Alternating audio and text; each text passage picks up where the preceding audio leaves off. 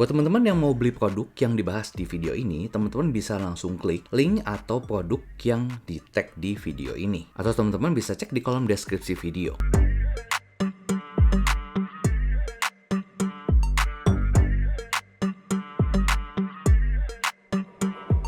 Halo YouTube, ketemu lagi bareng gue PJ. Di video kali ini, seperti yang teman-teman udah lihat di teaser awal video tadi, kali ini kita mau bahas satu aksesoris yang sebenarnya simple banget sih. Tapi ini yang paling ditunggu-tunggu sama user NMAX Gen 3, yaitu NMAX Pro Turbo dan NMAX Neo ya. Yes, betul, ini adalah tutup laci sebelah kiri untuk NMAX Gen 3. Ini sama yang Gen 2 itu beda bentuk ya lacinya, jadi nggak bisa pakai yang Gen 2. Nah ini yang model pegas ya, terdiri dari dua bagian. Ini bagian bawahnya itu kayak lingkaran, nanti ini bakal nempel ke bibir dari lacinya. Kemudian yang bagian atas atau tutupnya itu dipisahkan sama mekanisme pegas. Jadi ini kayak otomatis nutup gitu kalau misalnya dibuka. Ini di sekelilingnya ada pengaitnya ya untuk ke bibir lacinya tadi. Jadi untuk pasang dan untuk copot ini sebetulnya gampang. Jadi memang agak rawan dicuri juga sih sebetulnya. Tapi karena aksesoris ini termasuk harganya murah dan terjangkau, jadi buat gua kayaknya ya udah deh kalau misalnya ada yang ngambil, mungkin nanti beli lagi atau mungkin orangnya butuh. Tapi kalaupun amit-amit kejadian nih, gue yakin yang ngambilnya pasti bukan owner NMAX V3. Karena mampu beli motor 30-40 juta, kayaknya nggak mungkin deh.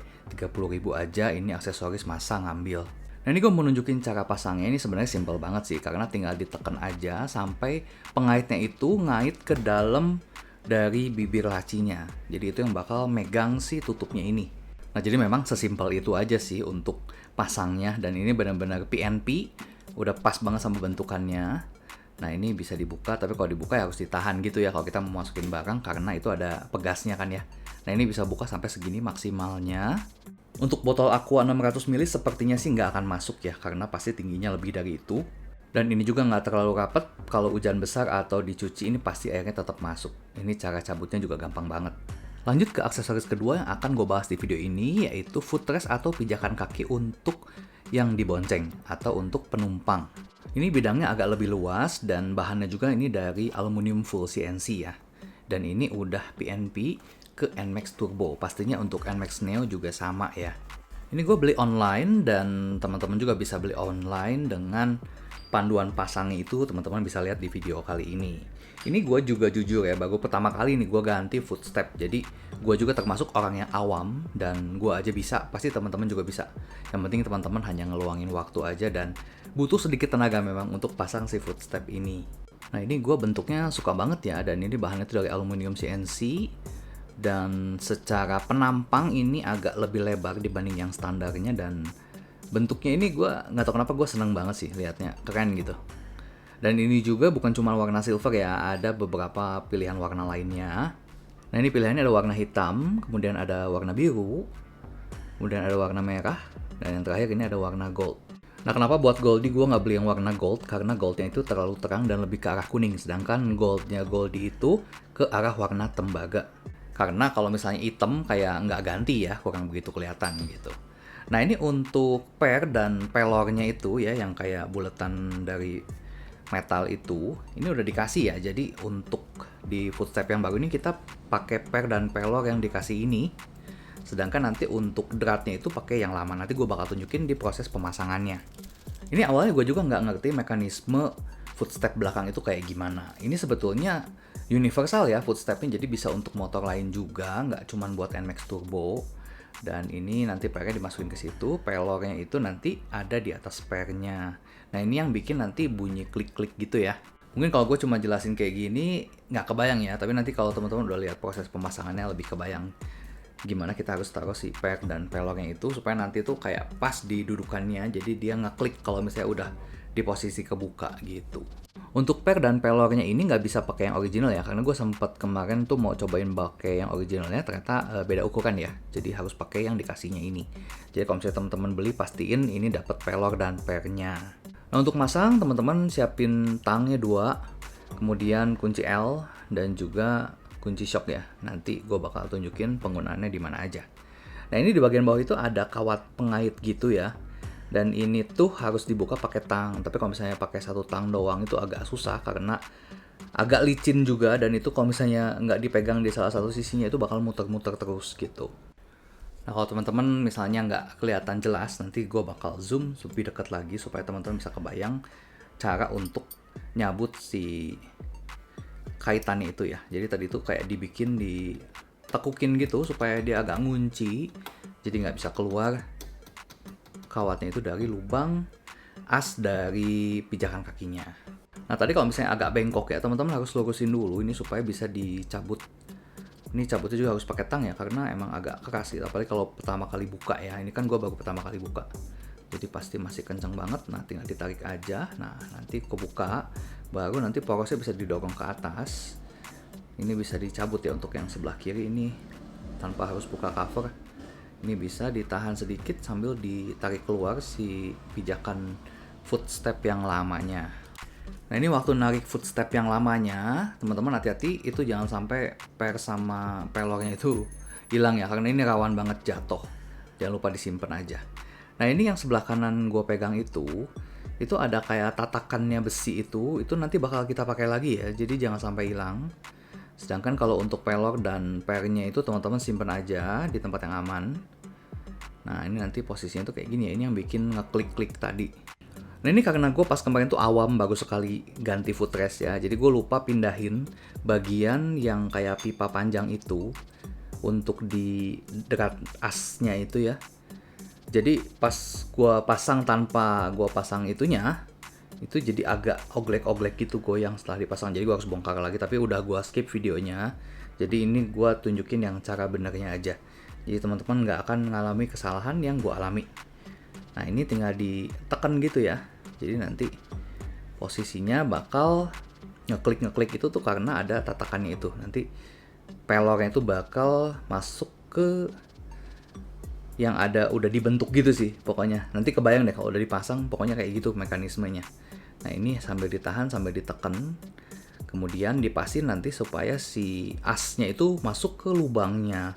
Kalau misalnya udah masuk ke lubang itu baru nanti bisa nembus ke bawahnya, nanti tinggal dikencangin lagi pakai kawat tadi yang awal kita buka. Sebetulnya sesimpel itu sih, tapi ini proses untuk masang ini memang gue akuin juga agak butuh kesabaran dan cukup sulit. Karena per dan pelornya itu kan harus ditahan pakai yang besi tadi itu, yang kotak itu yang ada lubang-lubangnya ya. Dan itu tuh licin banget gitu, kalau misalnya teman-teman salah posisi dikit aja, itu pernya bakal keluar dan berantakan semua. Gue berapa kali ini nyari pelornya itu copot-copot. Nah ini akhirnya udah bisa kepasang ya, tinggal untuk yang kawat yang awal tadi kita buka, ini kita tinggal pasang lagi di bagian bawahnya supaya nggak lepas ya. Nah seperti biasa ya, jadi kalau misalnya nyoba-nyoba kayak gini, pasti yang sebelah itu agak lebih susah, dan setelah tahu caranya, pasti yang sebelahnya lagi tuh lebih gampang. Nah ini videonya aja udah gue cepetin ya, padahal kalau misalnya nggak dicepetin ini jujur agak susah juga ini, padahal cuma ngebengkokin gitu doang gitu. Tapi ya itulah, kalau misalnya memang bukan mekanik ya pasti agak susah gitu. Tapi masih mungkin banget untuk dikerjain sendiri ya, kalau misalnya teman-teman memang pengen masang sendiri buat pengalaman gitu. Menurut gue ini masih possible banget buat dikerjain sendiri di rumah. Tapi kalau misalnya nggak mau ribet ya tinggal ke toko variasi aja atau ke bengkel Yamaha juga bisa sih, pasti minta tolong untuk dipasangin. Oke, beres yang sebelah kiri, kita bakal buka yang sebelah kanan ya. Pertama kali kita buka dulu, kaitannya sama banget kayak yang sebelah kiri tadi ya. Dan sama susahnya juga karena baru sekali dibuka. Dan memang nanti setelah dibuka pertama kali itu pasti agak jadi keriting-keriting kayak gitu ya, yang tadinya mulus. Tapi nggak apa-apa sih, karena itu kan fungsinya cuma buat ngiket doang dan nggak kelihatan juga sih sebetulnya kalau dari atas. Nah ini kalau misalnya udah bisa kebuka, nah ini tuh yang sebelah kanan agak beda dengan yang sebelah kiri. Jadi dudukan dari footstepnya itu agak kehalangan sama bagian body cover ya. Jadi body cover itu harus dibuka. Kalau yang ini nggak bisa kayak yang sebelah kiri tadi, karena pas ini gue coba dorong asnya atau porosnya itu ternyata nggak bisa karena ketahan sama body. Jadi itu harus dibuka dulu. Kalau yang sebelah tadi kan bisa ya tanpa harus nyopotin bodinya. Paling yang bikin beda itu doang sih. Jadi teman-teman harus buka dulu itu bagian data box-nya. Dan untuk baut data box itu letaknya ada di bawah sini. Ini satu, kita buka pakai kunci L. Kalau nggak salah ukuran 4 ya ini kunci L-nya. Ini tinggal dibuka.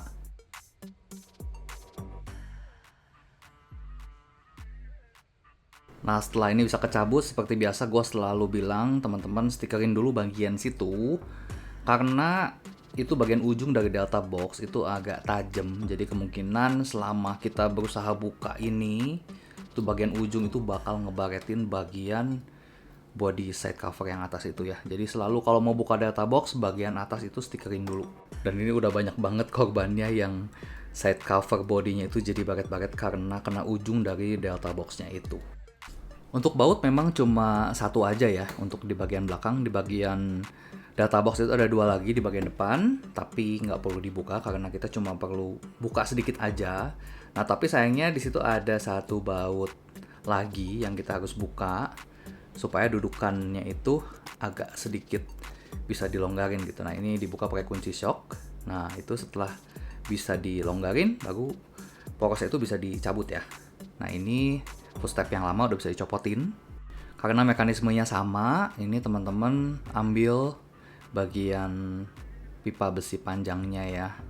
Sedangkan untuk per dan pelornya itu, untuk yang lama itu nggak dipakai lagi. Jadi yang dipakai hanya bagian ini aja nih, yang kayak selongsong ini ya. Dan pastinya yang kayak pelat tadi itu yang ada lubang-lubangnya itu masih kita pakai lagi.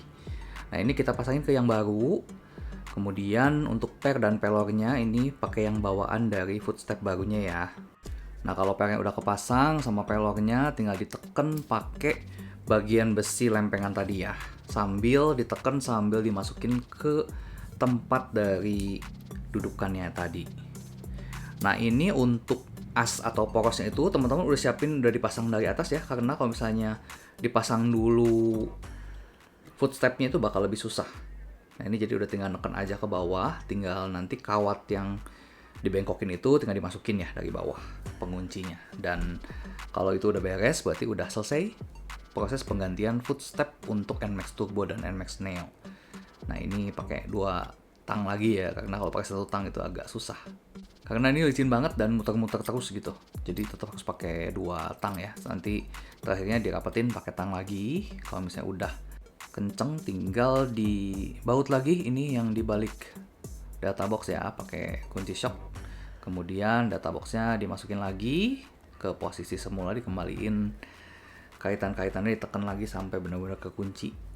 Baru nanti baut yang di belakang tuh dipasang lagi. Nah, kalau semuanya udah beres berarti udah selesai proses penggantiannya. Dan ini dia hasilnya setelah dipasang. Jadi footstep ini punya 3 step ya sebetulnya. Nah, ini posisi terbuka, tertutup.